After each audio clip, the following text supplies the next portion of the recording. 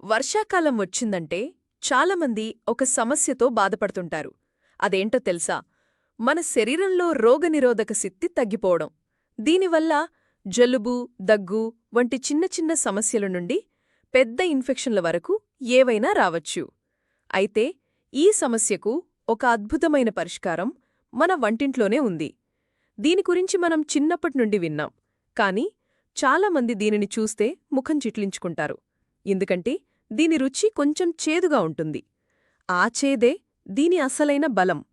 ఇది మనల్ని రోగాల నుండి కాపాడుతుంది. ఇంకా చాలా ఉపయోగాలున్నాయి. సరే, ఇక దీని గురించి వివరంగా తెలుసుకుందాం.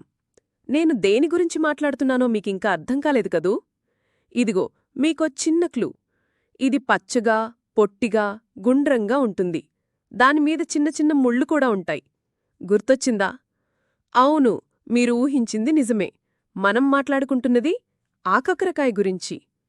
ఆకాకరకాయ, కొంతమంది దీన్ని బోడకాకరకాయ అని కూడా అంటారు. వర్షాకాలం వచ్చిందంటే చాలు మార్కెట్లో దర్శనమిస్తుంది.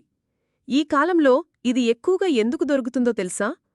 వర్షాకాలంలో మన శరీరంలో రోగనిరోధక శక్తి కొంచెం తగ్గుతుంది.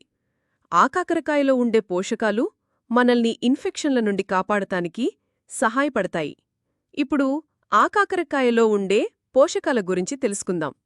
ఇందులో vitamin C, vitamin A, iron, potassium, magnesium, ఇంకా ఫైబర్ వంటి ఎన్నో పోషకాలున్నాయి. ముఖ్యంగా ఇది యాంటీఆక్సిడెంట్లకు మంచి మూలం. యాంటీఆక్సిడెంట్లు మన శరీరంలోని కణాలను దెబ్బతినకుండా కాపాడతాయి. ఆకాకరకాయ తినడం వల్ల మన ఆరోగ్యానికి ఎన్ని రకాలుగా మేలు జరుగుతుందో ఇప్పుడు చూద్దాం. రోగనిరోధక శక్తిని పెంచుతుంది. విటమిన్ సి, యాంటీఆక్సిడెంట్లు సమృద్ధిగా ఉండటం వల్ల ఇది మన రోగనిరోధక శక్తిని బలోపేతం చేస్తుంది. వర్షాకాలంలో వచ్చే జలుబు, దగ్గు వంటి ఇన్ఫెక్షన్ల నుండి మనల్ని కాపాడుతుంది. జీర్ణక్రియను మెరుగుపరుస్తుంది. ఇందులో ఉండే ఫైబర్ జీర్ణక్రియను సాఫీగా చేస్తుంది. మలబద్ధకం వంటి సమస్యలు ఉన్నవారికి ఇది చాలా ఉపయోగకరంగా ఉంటుంది. షుగర్ను నియంత్రిస్తుంది. ఆకాకరకాయలో ఉండే కొన్ని ప్రత్యేక లక్షణాలు రక్తంలో చక్కెర స్థాయిని నియంత్రించడంలో సహాయపడతాయి. డయాబెటీస్ ఉన్నవారికి ఇది మంచి ఆహారం. కంటి ఆరోగ్యానికి మంచిది. ఇందులో ఉండే విటమిన్ ఏ కంటి చూపును మెరుగుపరచడంలో సహాయపడుతుంది. బరువు తగ్గడానికి సహాయం చేస్తుంది. ఆకాకరకాయలో క్యాలరీలు చాలా తక్కువగా ఉంటాయి మరియు ఫైబర్ ఎక్కువగా ఉంటుంది కాబట్టి ఇది బరువు తగ్గాలనుకునేవారికి మంచి ఎంపిక. ఇప్పుడు ఆకాకరకాయను మన ఆహారంలో ఎలా చేర్చుకోవాలో కొన్ని రుచికరమైన వంటకాల ద్వారా తెలుసుకుందాం.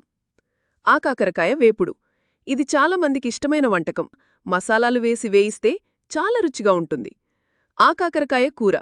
దీన్ని పప్పులో కానీ లేదా నేరుగా అన్నంతో కానీ తినవచ్చు. ఆకాకరకాయ పచ్చడి. ఇది అన్నంలోకి చాలా రుచిగా ఉంటుంది. కారంగా తయారు చేసుకోవచ్చు. చూసారుగా, చిన్నగా, చేదుగా ఉండే ఈ ఆకాకరకాయ మన ఆరోగ్యానికి ఎంత మేలు చేస్తుందో. వర్షాకాలంలో తప్పకుండా దీనిని మీ ఆహారంలో చేర్చుకోండి. మరోసారి ఒక మంచి ఆరోగ్య చిట్కాతో మీ ముందుంటాను. Please like the video and subscribe our channel.